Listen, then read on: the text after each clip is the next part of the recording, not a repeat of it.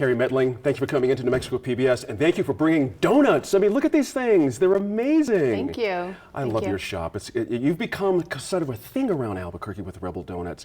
How did it all start, and where did this creativity come from? Had you made donuts in your past? I actually didn't learn to make donuts until about 3 days before we opened the shop.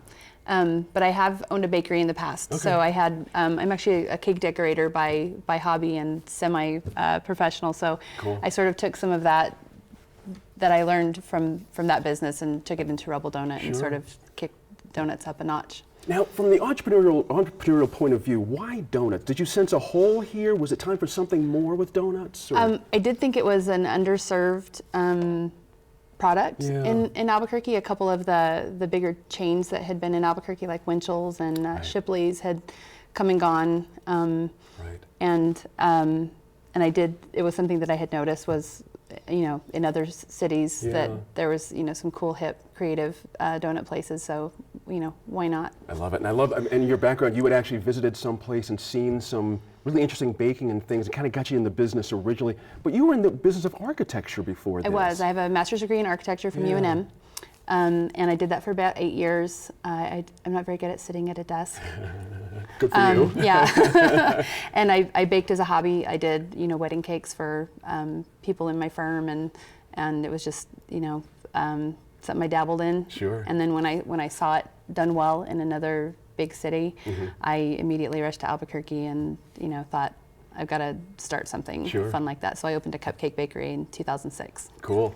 Interesting, with any business, you never know. You can have an idea, you can think you have the market, but you don't really know. When did you know you had something, though? Was it early on in the process? Were you getting good feedback right away? Well, we were very fortunate to have somebody from Breaking Bad come in and order some custom donuts for Aaron Paul, which is this guy here, the Breaking Bad Blue Sky Donut. Yes. And somebody took a picture of him holding those donuts. We put it on Facebook, and it sort of started the word of mouth of our business. Sure. And so it's not like our flagship product, but we built on that popularity and went with it, and we were very fortunate to have that happen early on. Is it at a point where you can start to think about a second or third location at this point in Albuquerque? I do have 2 already. Yeah, there's one on Coors and Paseo and one on Wyoming and just north of Manal. Let me stop you there. That's a big leap, opening a second thing. How did that work out? Did you get stretched thin? Were you able to find the right help? How did that all work? I did that within 6 months of opening the first location, and it was kind of crazy. But it actually taught me a huge lesson in the fact that I can't be in 2 places at once. So it forced me to delegate and get good help and systematize, which I'm still in the process of doing. But if I hadn't done that, I would probably still be micromanaging one store. Wow, interesting. I bet.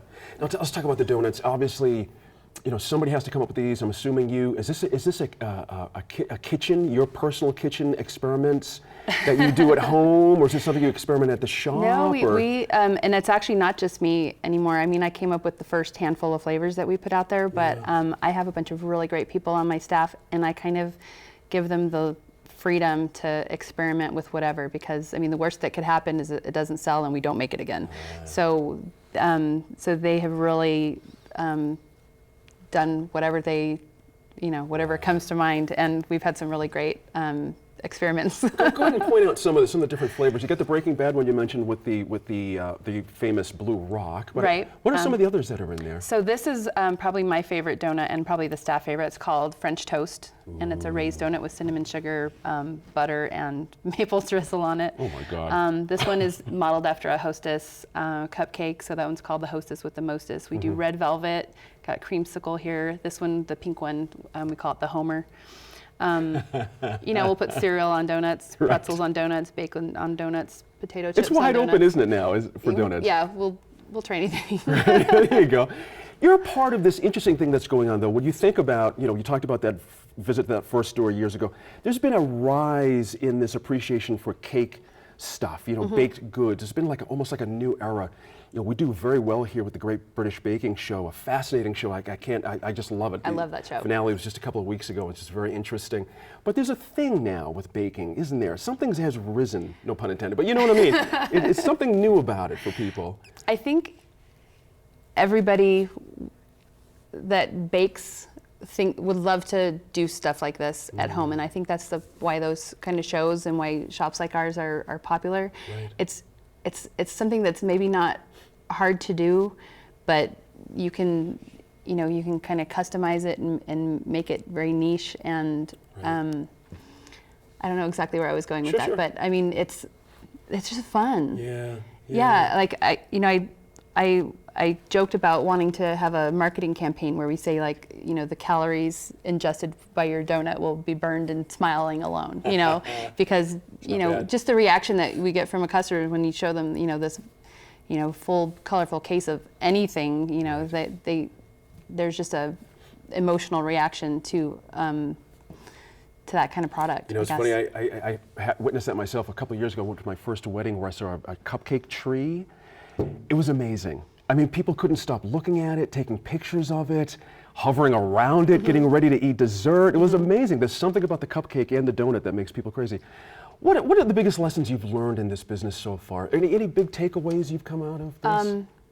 I think, being that this is my second business, I kind of went into it having learned some lessons, knowing that it was going to be ugly in the beginning.